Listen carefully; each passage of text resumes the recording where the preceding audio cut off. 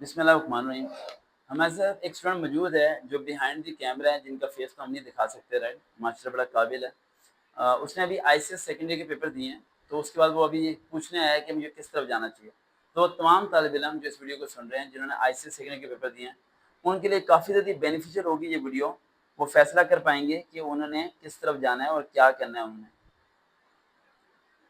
सबसे पहला point, ICS करते हुए हमारे दिमाग में सॉफ्टवेयर इंजीनियरिंग आती है, ठीक है, कि भाई सॉफ्टवेयर इंजीनियरिंग करेंगे। और सॉफ्टवेयर इंजीनियरिंग से पहले हमारे दिमाग में आता है कि इस चीज़ का स्कोप है, मार्केट में स्कोप। और ये बात बिल्कुल सच है कि पाकिस्तान में सॉफ्टवेयर हाउसेज अच्छा खासा कमा रहे हैं, लड़के लड़कियां 3-3 लाख भी कमा रहे हैं महीने का, और ये सब चीज़ें कर रहे हैं। जब भी आप किसी भी चीज़ का डिसीजन लें, ठीक है, तो डिसीजन आपने ये सोच के लेना है कि मैं अपने पेरेंट्स के खर्चे के बगैर कैसे कामयाब हो सकता हूँ। जैसे कि हम कहते हैं फॉरेन कंट्री जाना है, तो फॉरेन कंट्री पापा पैसा लगाएंगे तो जाएंगे ना, जेब से तो पैसे नहीं है ना। समझ आई बात। हमने पापा के पैसे लगाए बगैर कामयाब होना है। यानी जिस चीज को भी आपने हासिल करना है, आप कहते हैं मैंने फॉरेन कंट्री जाना है, मैंने उस फलानी यूनिवर्सिटी जाना है, आपके आप सोचो कि आपके पेरेंट्स सिर्फ आपको गवर्नमेंट तक रुजू कर सकते हैं। यानी कि आपके पेरेंट्स को चाहिए कि आपको कहेंगे बेटा मैं ना तुम्हें सिर्फ 35 से 40 हज़ार दे सकता हूँ 6 महीने का, उसमें मैं तुम्हारा दाखिला करा सकता हूँ। But if you will enrol at any university जिसकी फीस 4 से 5 लाख है, तो मैं तुम पे पैसे नहीं लगाने वाला, because you are wasting your time and you are wasting my on money. मेरे पैसे तुम जाया करने वाले हो। 5 लाख रुपए मैं तुम्हें साल पर लगा दूं, 40 लाख रुपए तुम्हें बाहर के भेजने में लगा दूं, तो बट यू विल रिटर्न। तुम रिटर्न क्या करोगे? तुम कुछ नहीं कर सकते रिटर्न। समझ आई बात बेटा।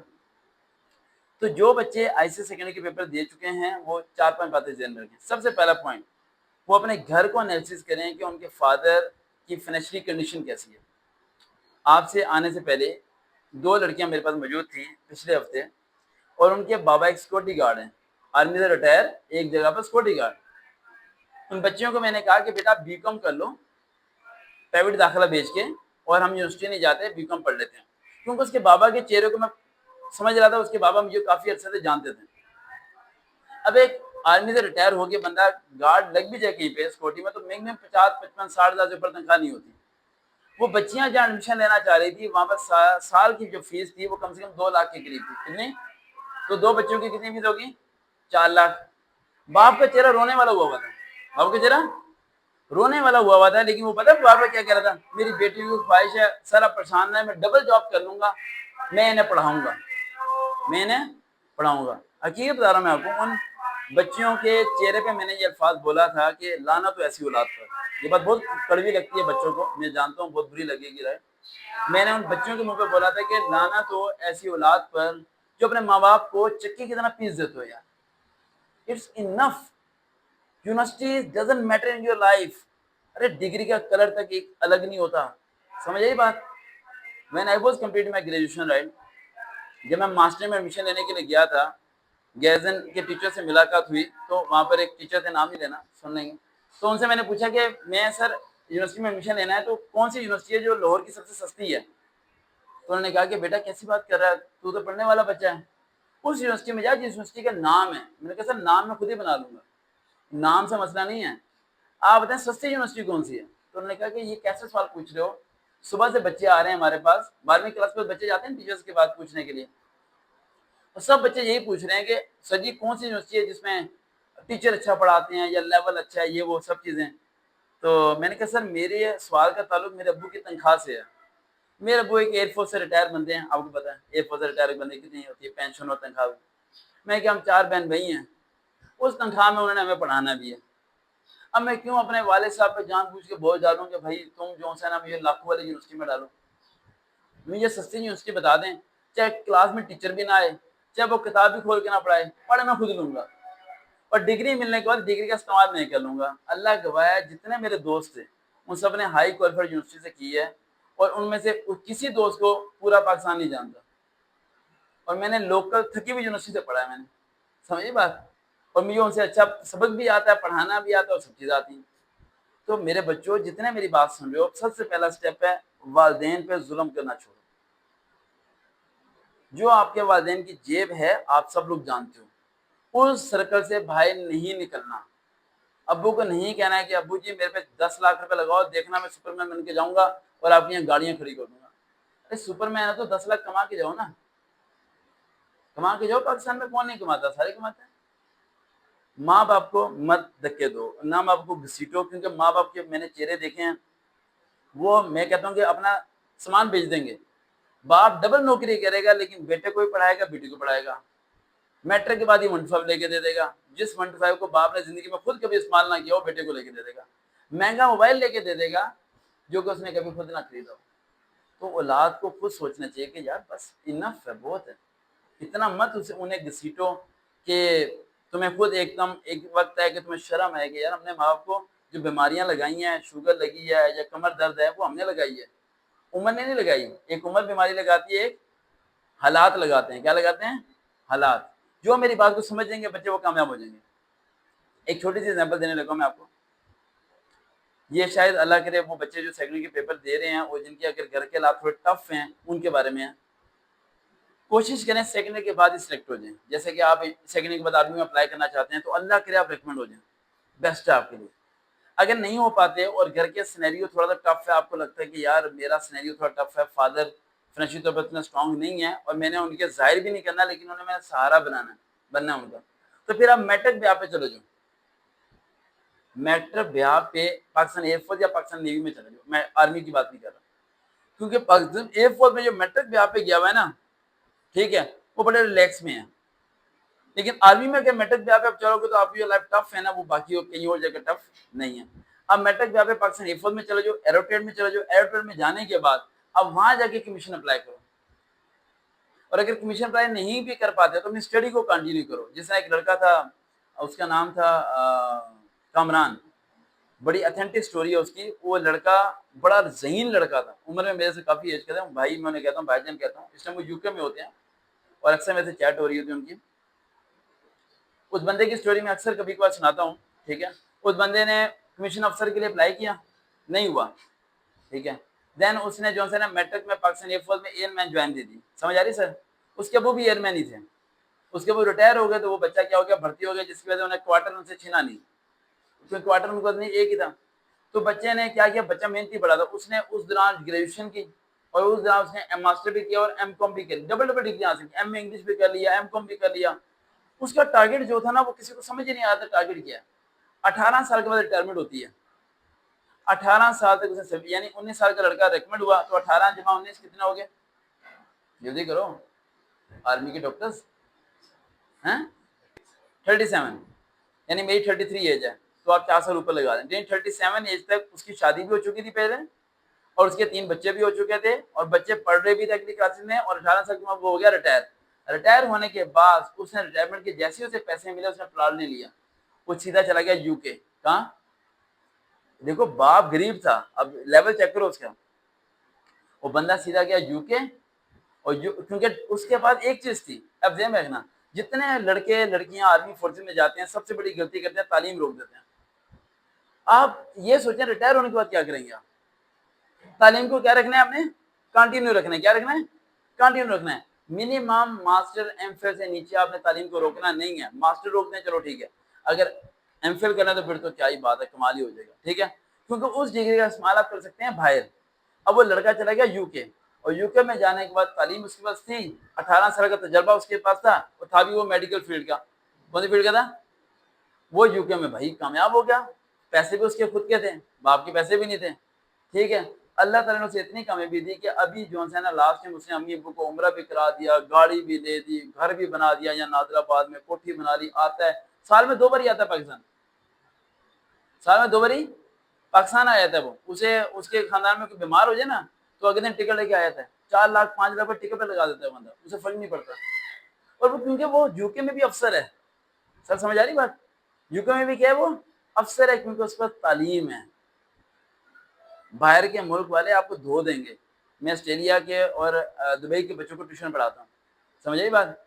जिन लड़कियां लड़कों के दिमागों में ये बैठा है ना कि हम बाहर जाएंगे और वो कहेंगे ये ले बेटा सारे डॉलर, वो आपको धो के रख देंगे, और आप वहां जाके रोगे पिटोगे, यार कि काश मैं शायद मास्टर करके चला जाता वहां पर, तो फिर जाके किसी ने आपको काउंटर बैठने देना था, वरना वो पोछा पकड़ा के पोछा लगवाना था वहां पर। First is education. Second point, ICS के बाद 4 कैटेगरीज हैं जिनमें आप जा सकते हो। सबसे पहले हम आते हैं जॉब्स के अलावा, ठीक है। स्टडी के पॉइंट ऑफ व्यू से। चार, पहली कैटेगरी आती है सॉफ्टवेयर इंजीनियरिंग। सॉफ्टवेयर इंजीनियरिंग में दो किस्म की इंजीनियरिंग हैं। एक वो होता है जिसमें BS CS होता है, एक होता है CS। समझिए बात बेटा बात। एक होता है BS CS, वो 2 इयर्स का भी हो जाता है कि आप कंप्यूटर की डिग्री आप BS की क्या करें ले लें आप। CS जो होता है वो होता है 4 साल का। वो क्या होता है? वो सॉफ्टवेयर इंजीनियरिंग होती है। क्या होती है? अब सॉफ्टवेयर इंजीनियरिंग में 4-5 एग्जाम है। अब एक लड़के ने सॉफ्टवेयर इंजीनियरिंग कर ली, वेब डेवलपिंग की, किसकी? वेब डेवलपिंग की, उसे जॉब ही नहीं मिल रही क्योंकि वेब डेवलपिंग का काम ही नहीं है। एआई ने स्क्रिप्ट लिखो, एआई खुद ब खुद वेबसाइट क्या कर देती है? डेवलप कर देती है। उसका काम क्या हो गया? खत्म हो गया। एक बंदे ने सॉफ्टवेयर इंजीनियरिंग के लिए एसईओ में, किसमें? एसईओ, सर्च इंजन और ऑप्टिमाइजेशन में कर ली। उसका भी काम क्या हो गया? डाउन हो गया। उसकी भी जॉब्स क्या हो गई? खत्म हो गई क्योंकि आईटी वहां से कहाँ चला गया? ऊपर चला गया। अब इस टाइम सॉफ्टवेयर इंजीनियरिंग क्या काम कर रही है? सॉफ्टवेयर इंजीनियरिंग सिर्फ कर रही है लोगों के सॉफ्टवेयर मेंटेन। जैसे कि आपके एक रेस्टोरेंट है और आप रेस्टोरेंट बैठ नहीं सकते, आप कहते हो सर जी मुझे कोई ऐसा सॉफ्टवेयर दें जो मैं अपने कंप्यूटर में इंस्टॉल कर दूं। दिमाग खुल रहा है ना? कंप्यूटर में इंस्टॉल कर दूं, क्योंकि सॉफ्टवेयर इंजीनियरिंग में भी आपने सोच के एडमिशन लेना है कि कौन सी ब्रांच में जाना है। ऐसा सॉफ्टवेयर इंस्टॉल कर दूं कि मैं अपने घर बैठे रहूं और मेरे कंपनी के अंदर ना फ्रॉड ना हो सके। जो भी बंदा है एंट्री करे और मेरे पास सारा क्या जाता रहे? रिकॉर्ड। वो सॉफ्टवेयर चल रहे हैं आज के। समझिए, बाकी सॉफ्टवेयर के सिस्टम क्या हो गए हैं? खत्म। जिस तरह पहले फोटोकॉपी वाली दुकान थी, फोटोकॉपी वाली दुकान क्या हो गया? खत्म। पहले पीसी होता, पीसी क्या हो गया? खत्म हो गया। नेट कैफे था, नेट कैफे क्या हो गया? खत्म। आपने जो फील्ड को चूज करना है ना, तो ये दिमाग में रखना है कि जो फील्ड आप चूज करो ये ना 4 साल बाद फील्ड ही खत्म हो जाए, फील्ड ही खत्म हो जाए। तो फील्ड को चूज करने से पहले सोचो ठंडे दिमाग से, ठीक है? फिर किसी सॉफ्टवेयर इंजीनियर के से जाके मिलो जिसने सॉफ्टवेयर इंजीनियरिंग की भी हो। ऐसे बंदे से ना मिलो जिसने सॉफ्टवेयर इंजीनियरिंग नहीं की हुई। मैं मिलता हूँ सॉफ्टवेयर इंजीनियर वालों से, यहाँ से सारे गंजे होते हैं, बाल ही नहीं होते उनके। और अगर आप किसी सॉफ्टवेयर इंजीनियर से मिलोगे तो वो आपको दो जवाब देगा। पहली बात वो आपको कहेगा सॉफ्टवेयर इंजीनियर ना करो। फिर आप कहोगे सर आप क्यों कर रहे हैं जॉब? वो कहेगा इसमें पैसा बहुत ज्यादा है। फिर कहोगे मुझे मना क्यों कर रहे हो? यानी आप खुद कर रहे हो काम लेकिन मुझे मना क्यों कर रहे हो? तो उसमें कहेगा इसमें सुकून नहीं है। क्या नहीं है? सुकून नहीं है। 9 से लेके रात 9 तक लगातार on the laptop you have to typing, you are coding something, you are doing something. सारे बाल उड़ जाएंगे। 35 साल की उम्र में तुम लगोगे 50 साल के बुढ़े। आधों के तो रिश्ते नहीं हो रहे होते। समझ आ रही बात? तो अगर आपने सॉफ्टवेयर इंजीनियरिंग की तरफ जाना है तो फिर पैसा बहुत आएगा, बाल उड़ेंगे, फिर ये सेक्रीफाइस थोड़ा करना पड़ेगा। पैसा आएगा, बाल लगवा लेना दोबारा, ठीक है? हेयर ट्रांसप्लांट हो जाते हैं। मैं डरा रहा नहीं हूँ, मैं सिर्फ बता रहा हूँ। समझ आ रही बात? ठीक है। दूसरा पॉइंट, मैं क्या करता हूँ, जितने बच्चों ने आईसीएस के बाद सॉफ्टवेयर इंजीनियरिंग में एडमिशन लेते हैं उन्हें मैं डबल डिग्री कराता हूँ। क्या कराता हूँ? Double degree. जैसे कि जीसी यूनिवर्सिटी में एक बच्चा कर रहा है सीएस की डिग्री। अब जिस टाइम उसने सीएस का एडमिशन लिया उस दौरान ही मैंने उसका एबीडी का दाखिला भेज दिया, एसोसिएट बैचलर डिग्री का। अब जो एसोसिएट बैचलर डिग्री का दाखिला भेजा जो आपको भेजा हुआ है, उसके लिए उसे यूनिवर्सिटी जाने की जरूरत नहीं है। सीएस के लिए वो कहाँ जा रहा है? यूनिवर्सिटी जा रहा है। अब यूनिवर्सिटी में सीएस के कितने सेमेस्टर हैं? 8। कितने? 8 है। 8 है ना, 4 साल का। और लेकिन जो एबीडी का दाखिला भेजा उसके कितने सेमेस्टर हैं? 4। ठंडे दिमाग से समझना बात, 4। अब जब वो सीएस के 2 साल मुकम्मल करेगा तो यहाँ से एबीडी की डिग्री क्या हो जाएगी? मुकम्मल। क्योंकि एबीडी में तो सिर्फ वो पेपर देने जाएगा। क्या देने जाएगा? पेपर देने जाएगा, ठीक है? फोकस सारा उसके सीएस पे होगा। अब जब 2 ईयर वहां से मुकम्मल होंगे और एबी की डिग्री उसे मिल जाएगी तो इस डिग्री के बुनियाद पे अगले 2 साल तक जब तक उसका सीएस मुकम्मल नहीं होता वो PPSC, FPSC, NTS, sub inspector, ASM inspector जो बता रहे थे, हर बड़ी से बड़ी पोस्ट पे अप्लाई कर सकता है। दिमाग चल रहा है? बड़ी से बड़ी पोस्ट पे क्या कर सकते हैं? अप्लाई कर सकते हैं। अगर वो एबीडी नहीं करेगा तो 4 साल इंतजार करेगा, उसके बाद जाके क्या करेगा? अप्लाई करेगा। इससे बेहतर ये है कि अगर आपने सीएस करना है तो डबल डिग्री स्टार्ट करो, एक 2 ईयर वाली और एक 4 ईयर वाली। जब 2 ईयर वाले के 2 ईयर कंप्लीट हो जाएंगे तो इसकी डिग्री मिल जाएगी आपको। इस डिग्री के बुनियाद पे अगले 2 साल तक आप पीपीएससी, एफपीएससी के हर 70 स्किल पे अप्लाई करो और 2 साल के अंदर उस डिग्री का मुकम्मल होने से पहले आप सब इंस्पेक्टर भी हो सकते हो। समझ आ रही है? आप एएसएम में इंस्पेक्टर हो सकते हो, एएनएम में जा सकते हो। अगर आपकी फैमिली आपको सपोर्ट करती है तो भाई अफसर जाने का सोचो, फिर सिपाही जाने का मत सोचे। लेकिन अगर हालात बहुत खराब है देन फिर रिटर्न बैक, अदरवाइज रास्ता नहीं है। पहले डबल डिग्री का समझ आ गया आपको? सॉफ्टवेयर इंजीनियरिंग में ब्रांचेस की समझ आ गई आपको कि आपने किस तरफ जाना है? उस ब्रांच की तरफ जाना है जिसका कंटिन्यू रहे, स्कोप हो और वो चले, वो डाउन ना हो जाए। अभी 3 चीजें मैंने बताई हैं जो डाउन इस टाइम ऑलरेडी हो चुकी हैं। लेकिन ये सॉफ्टवेयर क्यों नहीं डाउन हो सकता, चाहे एआई जितना मर्जी कामयाब हो जाए, क्योंकि सॉफ्टवेयर डाउन इसलिए हो सकता है क्योंकि आपकी एंट्री खत्म नहीं होती। आप होटल में होते हो, लोग आ रहे हैं जा रहे हैं, तो यहाँ सिस्टम वो खत्म नहीं होता, तो वो चीज़ चलती रहेगी साथ साथ। अब फोर्थ पॉइंट, ये भाई साहब कह रहे हैं कि मैंने आर्मी में जाना है और मैंने एयरफोर्स में जाना है। एयरफोर्स, आर्मी और नेवी तीनों के बारे में मैं 3 जुमले बोलना चाहता हूँ। वो बच्चे जिनकी इंग्लिश बहुत अच्छी है, इंग्लिश बहुत अच्छी है, वो एयरफोर्स में अप्लाई करें। वो बच्चे जिनकी बुक्स बहुत अच्छी हैं, फिजिक्स में माहिर हैं, केमिस्ट्री में माहिर हैं, मैथ में बहुत अच्छे हैं, नेवी में अप्लाई करें। वो बच्चे जिनकी इंग्लिश नॉर्मल है लेकिन एक्टिविटी में स्ट्रांग है, एक्टिविटी मतलब होता है भागना, दौड़ना, रनअप करना, ये करना, वो करना, समझिए, एक्टिव माइंडेड, डिसीजन लेना, क्विक क्विक डिसीजन लेना, ठीक है, उसके बाद डिबेट्स करना, ठीक है, समझिए, वो फिर आर्मी में अप्लाई करें। अब एक बच्चा आर्मी में पहले अप्लाई करता है, रिजेक्ट हो जाता है, देन वो एयरफोर्स में अप्लाई करता है, फिर वो दोबारा रिजेक्ट हो जाएगा, क्योंकि एयरफोर्स को रिक्वायरमेंट ही कुछ और चाहिए। कभी एक आर्मी के बंदे को बैठाओ, एयरफोर्स के बंदे को बैठाओ, आपको जमीन आसमान का फर्क नजर आएगा। जमीन आसमान का क्या नजर आएगा? फर्क। दोनों का माहौल ही अलग है, दोनों के ग्राउंड ही अलग है, दोनों का वे ही अलग है। तो आप कैसे एक ही शख्स को तीनों जगह अप्लाई करवा देते हैं? समझ आ रही बात? समझ आ रही बेटा? हाँ, तो इन पर, और अगर आर्मी में जाना है तो जिम ज्वाइन मत करें। बहुत बच्चे जो है ना जिम ज्वाइन करना शुरू होते हैं, बॉडी बिल्डर बनाने शुरू होते हैं। कभी देखा कि कभी कोई आर्मी अफसर आ रहा हो, हाँ जी मैं आ रहा हूँ, ये ना, ऐसे इन चक्करों में नहीं पढ़ना, आपने नॉर्मल रहना है, जो नॉर्मल आपकी फिजिक्स है, ठीक है। 3 चीज़ों पे फोकस करें आप अगर आर्मी में आप जाना चाहते हैं। पहली बात तो ये कि अभी आपने अप्लाई नहीं किया, आप जो है ना स्टडी कंटिन्यू करें, एडमिशन लें, आप यूनिवर्सिटी में एडमिशन लाजमी लें। अब अगर आप एडमिशन नहीं लेंगे और आप ये सोचेंगे कि मैं आर्मी में हो जाऊंगा, देखी जाएगी, आर्मी में सेलेक्ट होते होते ट्रेनिंग पे जाते जाते 8 मंथ का टाइम पीरियड लगता है। कितना मंथ? 8 मंथ। और 8 मंथ का मतलब है कि 1 साल आपका गया, और खुदा ना खास्ता आप नहीं होते तो 1 साल अपने दोस्तों से पीछे चले जाओगे स्टडी में। समझ आ रही? और अगर आप कहते हो कि सर जी मैंने पढ़ना शुरू कर दिया और मैंने आर्मी में अप्लाई किया और मैं आर्मी में हो गया, तो फिर मैं क्या करूंगा, जो पढ़ाई शुरू की थी उसे फ्रीज करा देना। क्या करा देना? फ्रीज करा के उस डिग्री ट्रेनिंग पूरी करके उसे अनफ्रीज करके कंटिन्यू कर देना। लेकिन स्टडी स्टॉप वाला जो क्वेश्चन मार्क है ना, उसे खत्म कर दो। Study must be continue. और अभी एडमिशन ओपन है, पता है आपको? कहीं दिया एडमिशन आपने? जी, टेस्ट किसकी?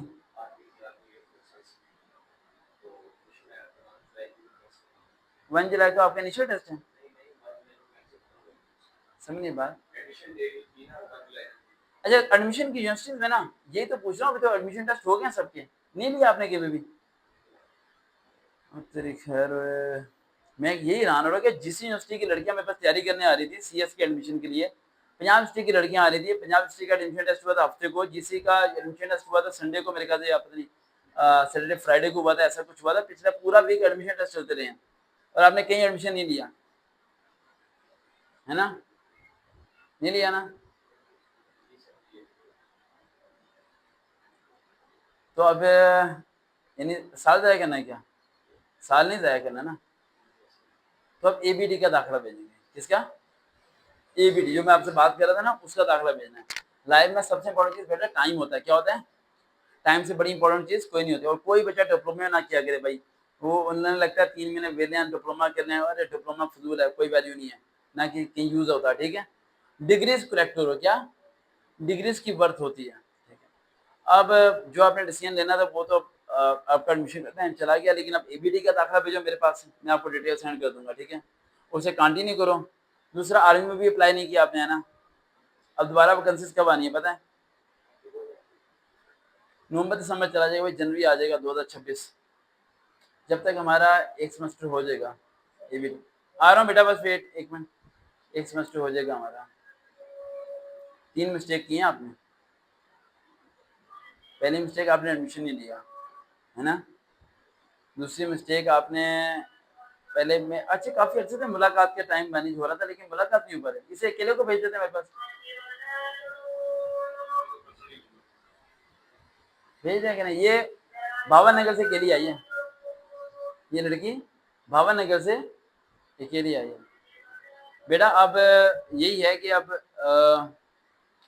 एडमिशन भी जनवरी में ओपन होंगे, लेकिन एक जगह एडमिशन आपका हो सकता है, वो है university of education. University of education में ना अभी लिस्टें लगी है नहीं लगी?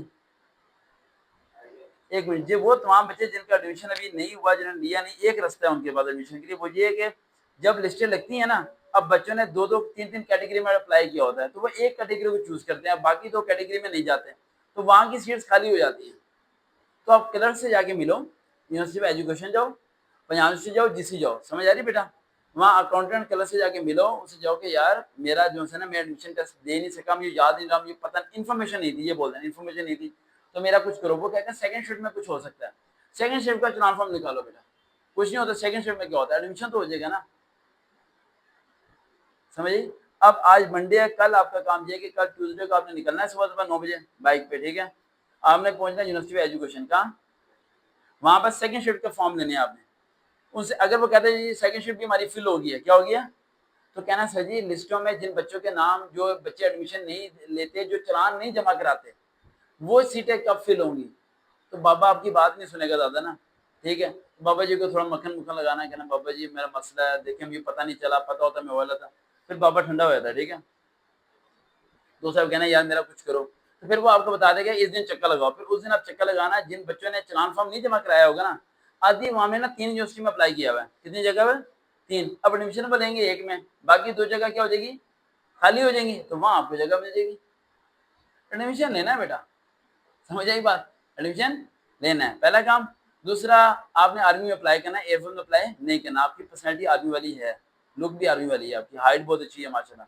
आर्मी अप्लाई करोगे, ऊपर से पापा की तरफ से भी वो एक है, आप इंटरव्यू में बोलोगे मेरे फादर हैं, तो एक अच्छी सपोर्ट मिलती है, ठीक है? आर्मी अप्लाई करो, दूसरा एबीडी का दाखिला भेजो, और तीसरा जो है एडमिशन लो, ठीक है? कोई सवाल पूछना है आपने? हाँ, पूछना है, पूछो मेरे से। कोई बात बुरी तो नहीं लगी? सीरियसली बुरा ना माने, बताऊं कि मेरी बात सुनो, जिंदगी में ना सिंसियर बंदा नहीं मिलता, ठीक है? मक्खन लगाने वाले बहुत लोग मिलेंगे, थोड़ा कड़वा बंदा हो ना, उसे हमेशा बर्दाश्त करना, क्योंकि वो बंदा आपको राइट डायरेक्शन दे देगा। वरना इर्द गिर्द जाओगे ना, तो वो हमेशा हमको रॉन्ग डायरेक्शन देंगे, वो कहेंगे अच्छा ये कर लो, वो कर लो, वो कर लो। वो नहीं देखते घर के हालात क्या है, वो नहीं देखते बच्चे की सेंस क्या है, क्राइटेरिया क्या है, ठीक है? तो ये चीज़ है। मैं देखते हैं चैनल से, वकाफी करना।